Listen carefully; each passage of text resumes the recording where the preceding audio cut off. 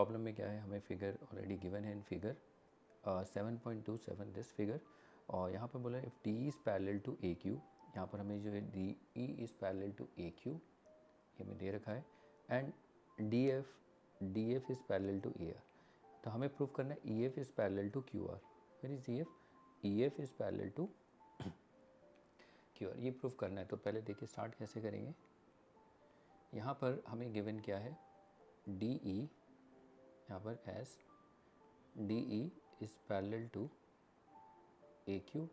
तो यहाँ से हम बी पी टी अप्लाई कर सकते हैं। देखो D is parallel to A Q, या आप ऐसे भी लिख सकते हैं, इन ट्रायंगल आप मेंशन करेंगे वो बेटर रहेगा। जैसे D parallel to A Q, तो in triangle P Q A D E is parallel to D parallel to A Q sorry. तो अगर D parallel to A Q है तो यहाँ पर हम बी पी टी अप्लाई कर सकते हैं। कैसे, P E upon E Q,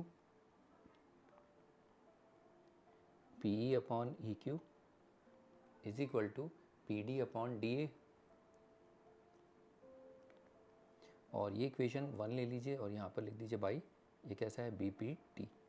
और यहाँ पर हमें प्रूफ क्या करना है, साइड में फिगर ही आपको बनाना पड़ेगा। फिगर इसको बना लेना, मैं नहीं बना रहा हूँ, यहाँ ऑलरेडी मैं मान के चल रहा हूँ मैंने बना लिया है, ठीक है, मैं इसी को यूज़ कर रहा हूँ। तो यहाँ पर प्रूफ हमें क्या करना है, तो साइड में आप मेंशन करिए जो हमें प्रूफ करना है। तो यहाँ पर लिख दीजिए to proof E F is parallel to Q R. Okay, तो ये हमें गिवन था। और देखिए फिर D F is parallel to A R, ये किस ट्रायंगल के लिए, देखिए पी ए आर। तो यहाँ पर लिखिए and in triangle P A R we have D F is parallel to A R. देखिए D F is parallel to A R, तो यहाँ से हम पी पी टी अप्लाई कर सकते हैं। क्या होगा देखिए फिर से, तो अब यहाँ पर आपके पास देखिए दो ऑप्शन है। आप या तो ये लिख सकते हैं P D upon D A is equal to P F upon F R, या और ये भी लिख सकते हैं, देखिए, या पहले ये लिख दीजिए P F upon F R is equal to P D upon D A. तो इसको भी आप लिख सकते हैं, दोनों एक ही चीज़ है। बस हमने क्या किया, एल एच एस को आर एच एस लिख दिया, आर एच एस को पहले। अब जैसे यहाँ पर जो एल एच एस है, ये एल एच एस यहाँ पर अब यहाँ चला गया आर एच एस में, और जो आर एच एस है वो एल एच एस। तो दोनों तरीके से आप लिख सकते हैं। लेकिन अब जैसे आप जैसे जैसे आप इनको प्रैक्टिस करते जाएंगे तो अब आपको पता रहना चाहिए। देखिए इस इक्वेशन को देखिए इस इक्वेशन में पी डी अपॉन डी ए किधर है, आर एच एस में है। तो कोशिश करना, अगर यहाँ इस इक्वेशन में भी P D upon D A आ रहा है तो इसको भी आप आर एच एस में ही रखिए, नहीं तो बाकी तो वैसे भी हो जाएगा, ऐसा कुछ नहीं है, ठीक है। तो आप इसको आर एच एस में रखेंगे वो बेटर रहेगा, लेकिन ऐसे एल एच एस में रखें कोई प्रॉब्लम नहीं है। लेकिन अगर कुछ समझ में आ जाता है, इक्वेशन यूज़ होगी, कंपेयर करेंगे इक्वेशन को, तो हमें क्या मिलेगा वो आप देखना। तो मैं यहाँ से लिख रहा हूँ, देखो P F upon F R is equal to P D upon D A, ये इक्वेशन नंबर 2। और ये भी कहाँ से आया, by B P T. Okay, तो यहाँ पर आप देखेंगे, इसे आप देखेंगे, देखिए आर एच एस दोनों इक्वेशन के आर एच एस बराबर है। तो यहाँ से इन दोनों के एल एच एस भी कैसे होंगे, एल एच एस भी इक्वल होंगे। इसलिए मैंने आपको बोला कि आप इसे आर एच एस में रखें, नहीं भी रखेंगे तो कोई प्रॉब्लम नहीं है, तभी भी आप देखिए यहाँ पर अगर हम यहाँ लिखें तो from equations first and second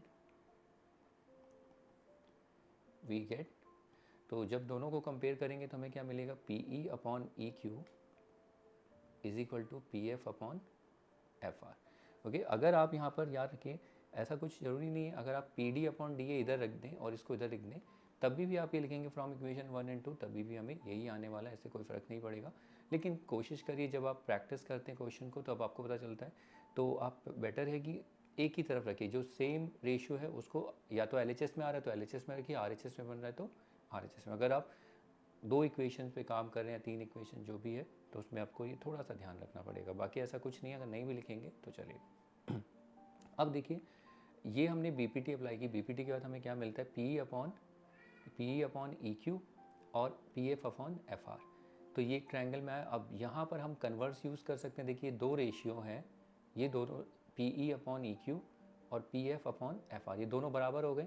तो यहाँ पर तो हम कन्वर्स यूज़ कर सकते हैं इस ट्रायंगल पी क्यू आर में। तो यहाँ से हम डायरेक्ट लिख सकते हैं, अगर ऐसा है P upon E Q P F upon F R, तो हम लिख सकते हैं E F is parallel to Q R. और यहाँ पर आपको मेंशन करना पड़ेगा भाई ये फॉरवर्ड पार्ट नहीं है, ये कन्वर्स है, by converse of B P T. तो ये प्रॉब्लम हो जाती है, ठीक है। और ये बहुत अच्छी प्रॉब्लम देखिए बोर्ड में 2 बार आई है, और ये एनसीईआरटी की भी प्रॉब्लम है, एनसीईआरटी में आपको मिल जाएंगी। तो इसमें देखिए सारी प्रॉब्लम्स ऐसा नहीं है कि जितनी प्रॉब्लम्स हमने सॉल्व की सारी एनसीईआरटी की, कुछ एनसीईआर मतलब मोस्टली एनसीईआरटी की कवर हो जाएंगी, और कुछ एक्स्ट्रा प्रॉब्लम्स भी हैं जिससे आपके कॉन्सेप्ट्स मतलब अच्छे से बने बीपीटी के। तो ये क्वेश्चन भी हो जाता है, आप इसको प्रैक्टिस करिए। और इसमें देखिए फॉरवर्ड पार्ट भी यूज़ हुआ इस प्रॉब्लम में, और इसमें कन्वर्स पार्ट भी हुआ है। ओके, तो ये प्रॉब्लम प्रैक्टिस करिए। इसी के जैसे और भी क्वेश्चन को देखते हैं, जब तक आप इसको प्रैक्टिस करिए। तो चलिए अब इसके बाद अगली प्रॉब्लम देख लेते हैं।